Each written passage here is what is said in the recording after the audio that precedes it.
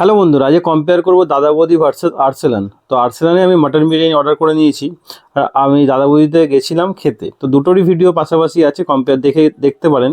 আর্সেলানের যে বিরিয়ানিটা আছে সেটা কেশর কালার, আর দেখুন মাটন 2 পিস দিয়েছে, মোটামুটি মিডিয়াম সাইজের মাটন, কিন্তু 2 পিস, আর মাটনটা খুব ভালো আর খুব নরম। আর দাদা বৌদি মাটনটা দেখুন খুবই গরম ছিল যখন সার্ভ করে, আর খুবই বড়, মানে 2 পিস মোটামুটি আপনি সেমি বলতে পারেন, দাদা বৌদি একটু বড় বলা যেতে পারে।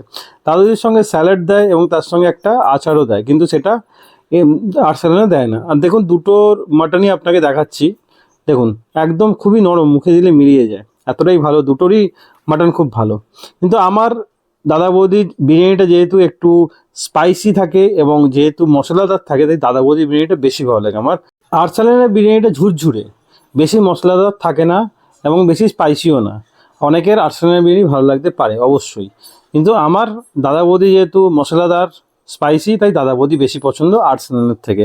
আপনার মতামত অবশ্যই কমেন্টে জানাবেন, আর আমার সঙ্গে একমত হলে সেটাও কমেন্টে জানাবেন। তাই আজকের ভিডিও এতটাই। ভিডিও ভালো লাগলে লাইক অবশ্যই দেবেন, এবং আরও ভিডিও পেতে চ্যানেলটা সাবস্ক্রাইব করে পাশে থাকা বেল আইকনটা অবশ্যই বাজিয়ে দেবেন। দেখা হচ্ছে পরের ভিডিও। ততক্ষণ জন্য ভালো থাকুন, সুস্থ থাকুন। ভিডিও দেখার জন্য ধন্যবাদ।